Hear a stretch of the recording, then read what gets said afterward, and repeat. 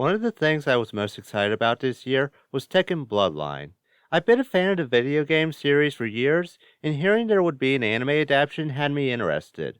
Also, the trailer came out on my birthday, which I took as a good sign.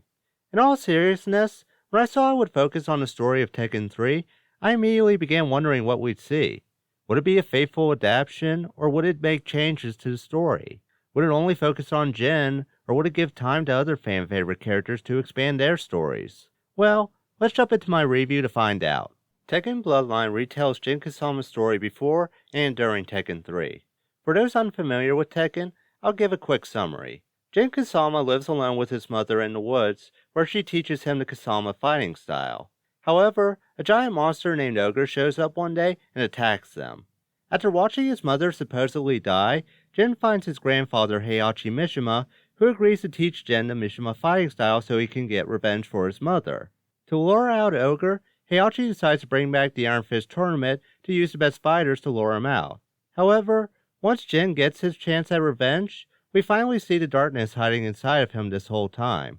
Again, as I said at the beginning, I was excited about this series. While fans look down on the multiple movies they made based on Tekken, which I'm sure I'll review someday, Harada was hyping fans on this series. In comparison, he told fans to avoid the live-action film from 2009. So was that a good sign after all? In all honesty, yes. One thing I had to praise the series for off the bat is it feels like they turned the video game into an anime.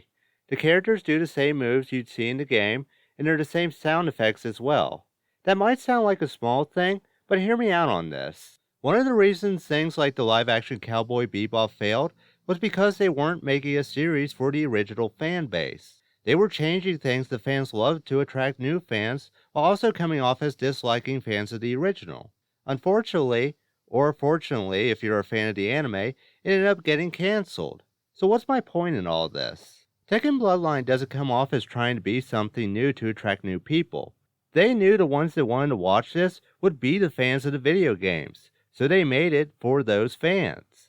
Not to mention, Tekken is one of the biggest games in the world and one of the top games at EVO every year. I understand wanting to attract new fans, but it's important to remember the fans who have always been there. Thankfully, Bloodline feels like it's for the fans, similar to how the Sonic movie is for the fans of the video game series. Another point I love is that they chose to do a story based on Tekken 3 instead of the first or second game. It may sound crazy to start at Tekken 3 instead of the original game. After all, a lot happened in both the original Tekken and Tekken 2. While some may expect them to start with the original game, it does make sense to start with 3 instead, and it even helps the story. Most people who talk about the history of Tekken will point to how great the third one was. Not only was it a great game, but it was also the introduction to Tekken for many people, myself included.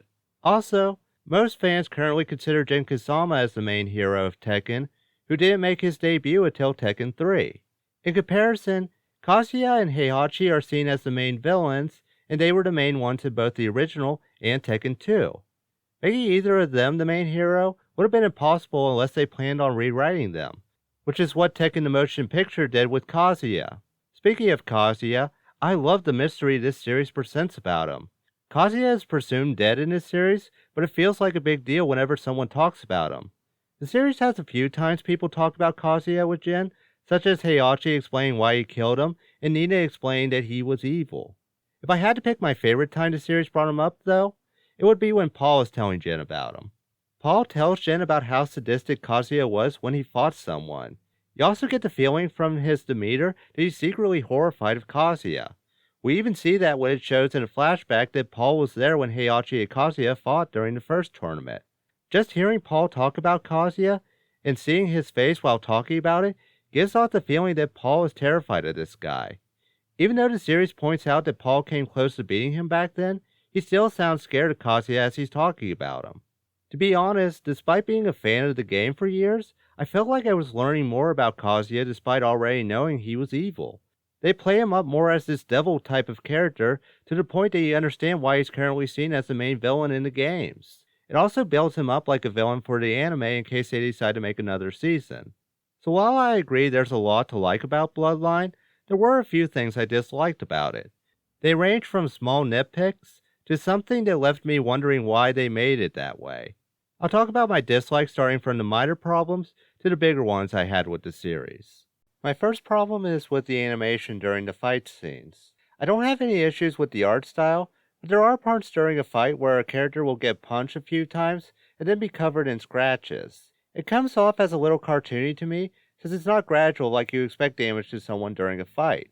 It also doesn't make sense to have scratches on your back when we only saw someone get hit in the face and chest. I also dislike that certain characters aren't in the series. For example, characters like Jack, Eddie, and Forrest aren't in this despite being in the roster of Tekken 3. I get that they couldn't give time to everyone, so I figured they might cut a few characters, but they also made the confusing decision to add Marduk to the series. Marduk only makes a cameo as the one King had to fight, but it's still confusing why they put him in the series since he didn't make his debut until Tekken 4. It feels like it would have made more sense to have someone that was actually on the roster of Tekken 3 instead of someone who showed up in the sequel. My biggest problem with Bloodline, though, is it doesn't go too much into Jin's past sometimes. Granted, we see things like Jin training with his mother and meeting Heihachi for the first time. However, it glosses over other things I wanted to see expanded on in this series. We don't get to learn how Jin's rivalry with Warang started or how he and Xiao Yu became friends. It shows a quick clip of Jin and Warang fighting and Jin walking to school with Xiao Yu.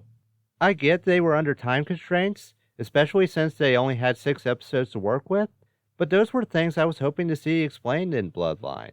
I also would have loved to see more about why he and Xiao Yu became friends, especially since the games show Xiao Yu being in love with Jin. It just feels like a missed opportunity to expand on them and their history. Overall, Tekken Bloodline was a fun look back on the history of my favorite fighting game series.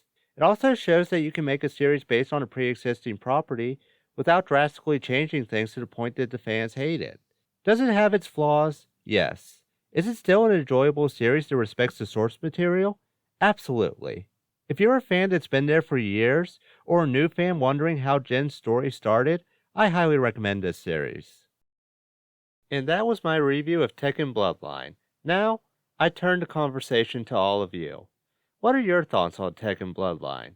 Do you think we'll possibly get another season? Let me know in the comments below. Don't forget to like this video if you enjoyed it, and subscribe to see more of my content in the future. Also, check out my Instagram page to see my Warang cosplay that I'm currently working on. The link to that and the rest of my social media accounts are in the description. I'm Marco Strange. Stay safe, stay strange.